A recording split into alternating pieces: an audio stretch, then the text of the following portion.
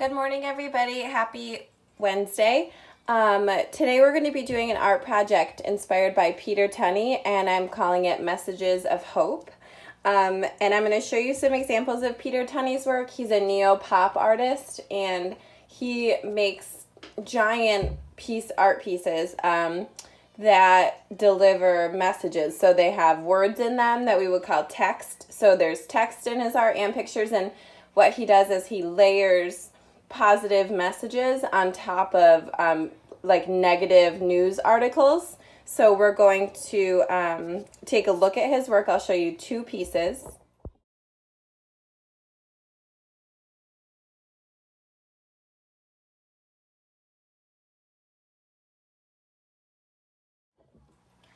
So as you saw in those art pieces, he uses color, and actually in those pieces, the news articles come out around like the letters, and then the background is color. Ours is going to be a little bit different. So this is my example.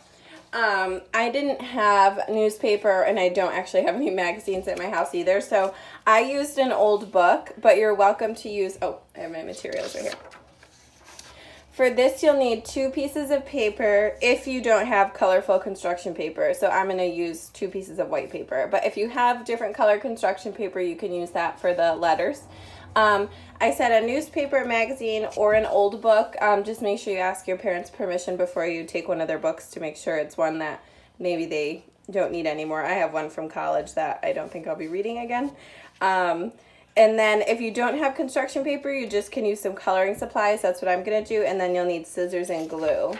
So this is my message, hope. And I think right now is a good time to think about spreading positive messages to people. You know, I know I miss being with you guys, and I'm sure you miss being with your friends and being at school. So giving a positive message out there, I think, would be a nice thing for people to see and to hear. So what I did was I layered my background paper first. So I took the pages out of the book and I kind of tore them to give them this rough edge. And then I filled the whole paper, and then I made my letters, cut them out, and glued them on. So I'm going to show you all those steps. So the first thing is to use my book, which we're just not going to tell Miss Jerome that I did this. I have to find pages I didn't write on. Or Miss Briggs, we can't tell them we did this to a book. So there's some pages. I might need a few more. That's why if you have a magazine, that would be great, or newspaper. I just didn't, and this book was not my favorites. So, and I wrote all over it, so I can't really give it away. Okay, so I'm just gonna rip enough pages to be able to fill my paper. Okay. And then I kind of would like them to be like different shapes. I would like to kind of keep this edge because it makes it easier to do my corners. I could rip them in more interesting ways. Okay. I don't want my pieces to get too small because then it would take forever to fill my page. But look, I wrote on that one too. Okay. The first time I ripped them out, I accidentally, made this cool shape when I tried to rip them, and I haven't been able to do that since. It almost made like a triangle. Okay, so I'm going to move my pieces out of the way.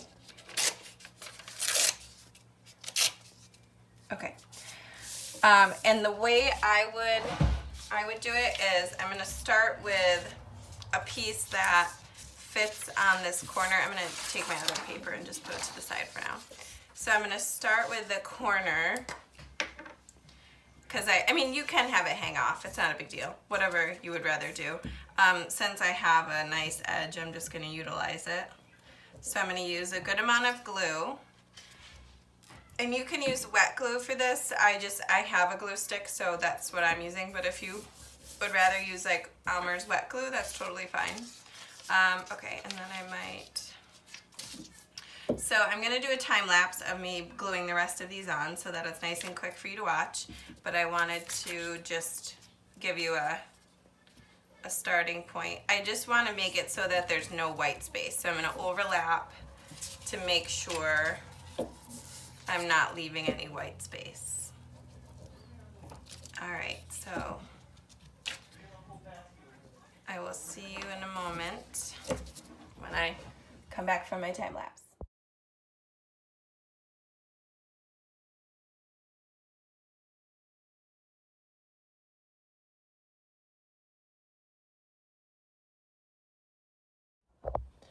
Okay, so now that my background paper is done, I can focus on making my letters. So I'm going to use my second sheet of white paper, and for those of you who haven't made bubble letters before, or it might be hard for you, I'm going to show you how I would do that. So I'm writing the word hope again. So you can just write the word like you normally would. You could do uppercase or lowercase.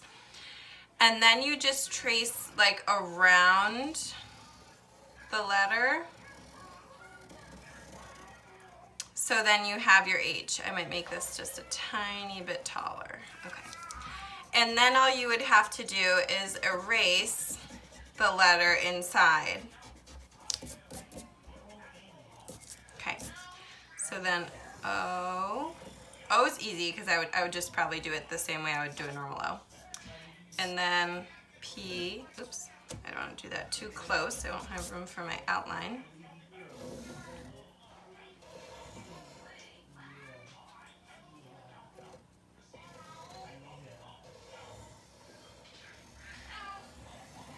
And then I need the little inside.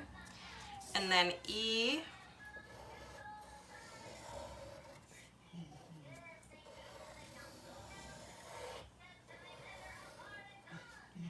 And then I need my little circle on the inside. So then I'm gonna, actually, just erase that whole thing. So I want to fix the circle on the inside. Okay, so there's my E. And I can even make that a little bigger, or like go in more so that it looks like an E. Okay, and then I have to erase this P. So if you have colored construction paper, you don't have to do this next step. You can just write the bubble letters and then cut them out.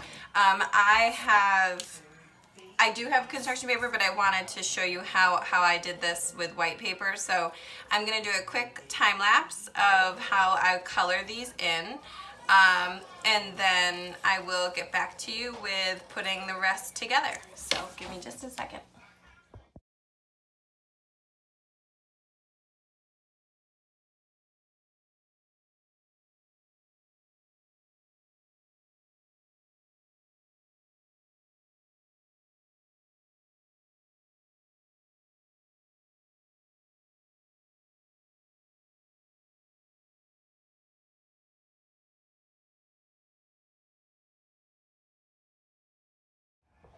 Okay, so now that my letters are done, we're going to put the artwork together. So on my first example, I did the words at an angle, going like diagonally down. You can have your letters go whichever way that you would like. I'm just going to cut these all out, and then I can show you too how to cut like the inside circles, if that's helpful. But you can also choose to leave them white. So I'm just going to carefully cut these out. And remember, if you accidentally cut something you didn't mean to, it could always be glued back together, taped back together, and no one will even notice. I make mistakes all the time.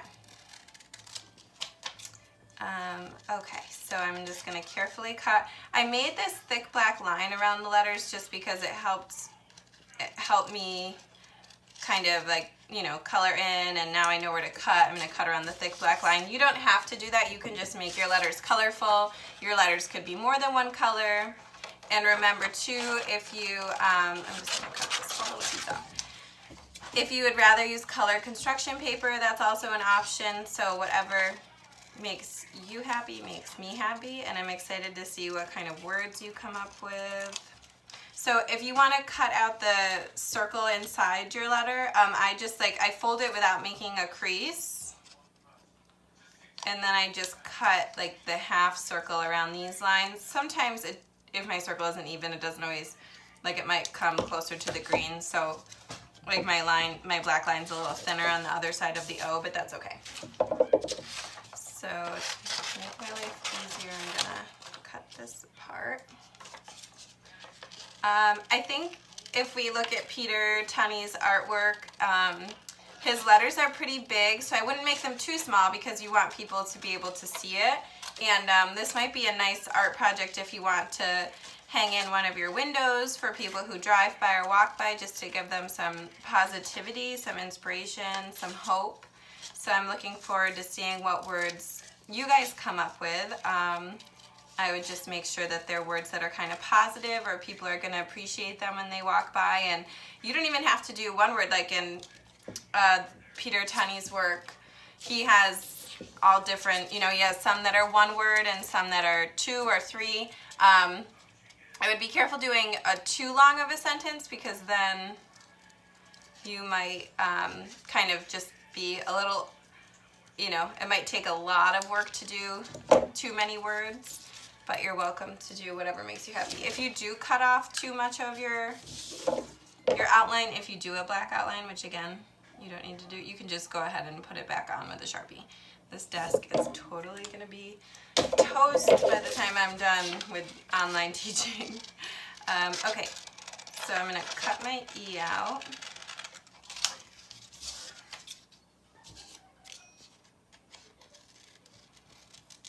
And again, I'm just doing my best to be careful cutting.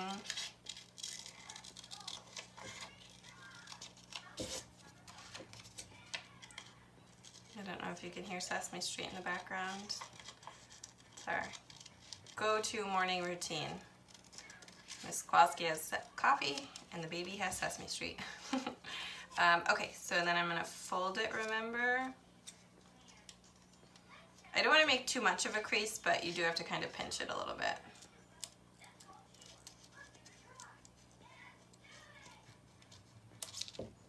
Okay, there's my E. So, hope. So it's kind of up to you how you would like to arrange the letters. I didn't realize my O is so like pointed. So you could do it sideways. I can do it, maybe I'll just do this one straight across. Or you can do it going up. Maybe I'll do it going up. Yeah. Okay, so when you use a glue stick I feel like you need to kind of not be shy with the glue, which means put a good amount of glue on there, because glue sticks just aren't as strong. If you're using wet glue, you definitely don't want a puddle of glue, so you cannot use as much wet glue. But for glue sticks, you want to really make sure you're getting enough on there so that it's going to stay.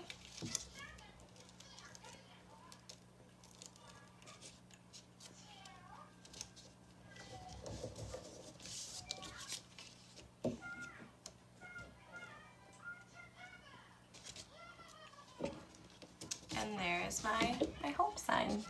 So I'm really looking forward to seeing your messages and pictures. If you want to post them, remember this is optional. But I was really excited about this project because I feel like it's something that we can all share together to make us feel like we are together during this time. So I miss you all. I hope you have a great day, and I will see you tomorrow.